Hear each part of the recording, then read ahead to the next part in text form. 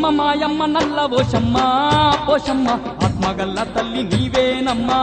పోషమ్మ మాయమ్మ నల్ల పోషమ్మ పోషమ్మ ఆత్మగల్ల తల్లి నీవేనమ్మా పోషమ్మ అందరి బంధువయ్యవని అందు పోషమ్మ అవతరించిన దేవతవమ్మ పోషమ్మ